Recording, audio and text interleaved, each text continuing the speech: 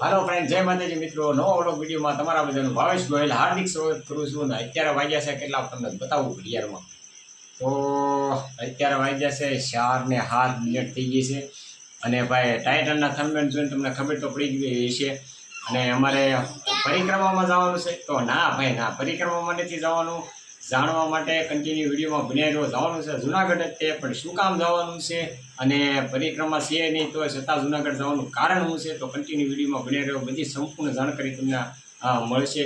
તો હવે અત્યારે જવાનું છે ભાઈ ટ્રેનમાં. તો જાવીએ અત્યારે ટ્રેનમાં જુનાગઢ. તો હું કહેશો વૈભવભાઈ? બસ આનંદ મંગલ છે જુનાગઢ. હેલો ફ્રેન્ડ, જય માતાજી બધાને. બાપા સીતારામ. જો ભાઈ બધા કમ્પ્લીટ થઈ ગયા. રાજવીરભાઈ ને અંજુબેન, મારા બા ને મિસિસ ગોયલ ને જો બધા ઠેલા હજી તો હારા કરે છે. 4:30 થઈ ગયા તો. અને વૈભવભાઈ તો જુઓ અત્યારે ભાઈ અત્યારે 2 વ્હીલ લઈને આવી જશે આપણા ઘરે. ને આપણા ઘરેથી જવાના છે એ ટ્રેનમાં. તો ચાલો મિત્રો જઈએ મિત્રો જુનાગઢ ટ્રેનમાં. લાઈક કરી દેજો. આપણે ગાડી તો વચ્ચે જ આ ગાડી જાય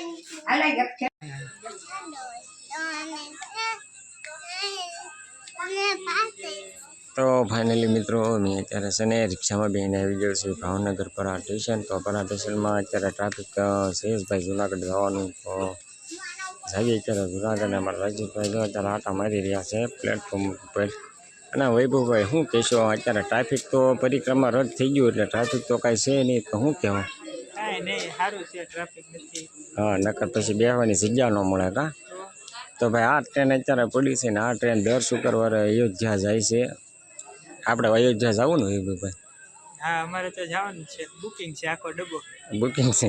હા, આખો ડબ્બો. શું કહેશો અંજલિબેન? કેટલા વાગે તમે કેટલા વાગે જાગ્યા હતા? 3 વાગ્યા અંજુબેન જાગીને કમ્પ્લેન્ટ થઈ ગયા છે. અને અત્યારે આવી ગયો છે રિક્ષામાં બેસીને ભાવનગર પરા સ્ટેશન.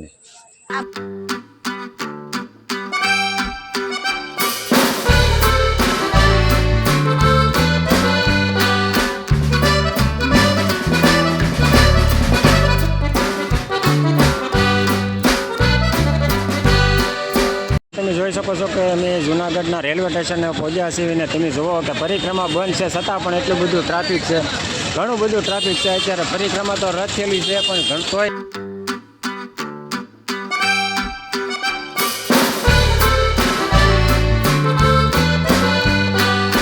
તો મિત્રો તમને જણાવી દઉં કે અહીંયા જુનાગઢ હું શું કામ આવ્યો છું, કેમ કે પરિક્રમા તો અત્યારે બંધ છે. પણ હા, તમને એક વાતની ખબર નહીં હોય કે અહીંયા મારું ગામ છે જુનાગઢની બાજુમાં 10 કિલોમીટર 16 વધારે.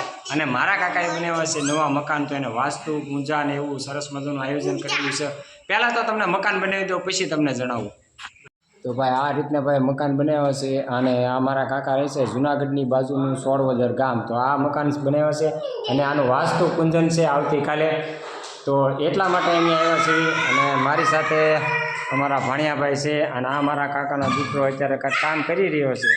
અને આ વૈભવભાઈ છે.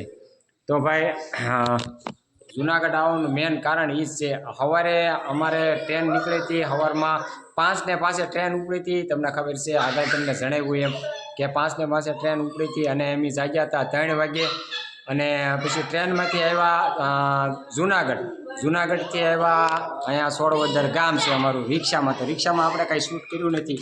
અને તમને અત્યારે ગિરનારનો ડુંગરો અહીંથી તમને કેવો નજારો છે, આ ધાબા ઉપરથી તમને જાઓ અને લોકેશન દેખાડું તમને. 1 નંબર લોકેશન છે. બના રહેજો કન્ટિન્યુ વિડીયો. તો ભાઈ આ રીતના કાંઈક મકાન બનાવ્યા છે કાકાએ. એકદમ 1 નંબર મકાન બનાવ્યા છે, સરસ મજાના.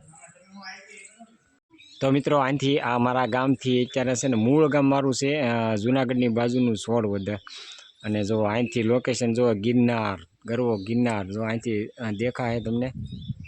નજીક જ છે, 10 કિલોમીટર છે. અને અહીંનું લોકેશન જો 1 નંબર. રાજવીરભાઈ, હા હા, વાડીનો નજારો. ગિરનારની ગોદમાં મારું નાનું એવું ગામડું આવી ગયું છે. ને આ તમને બતાવું મારા ગામડાની મોજ ને મારા ગામડાના આંગણથી તમે જોઈ શકો છો કે મિત્રો ગામડાની જુઓ કે અહીંથી તમને ગિરનાર હામો જ દેખાય છે.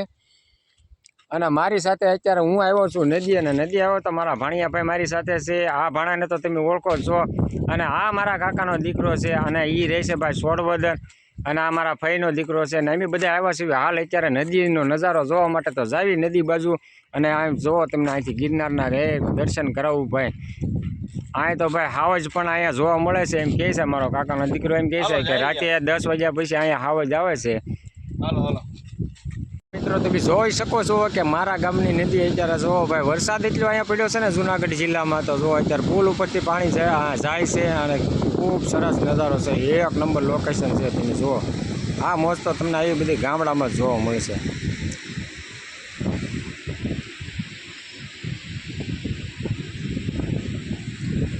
ભાઈ બેસી ગયા.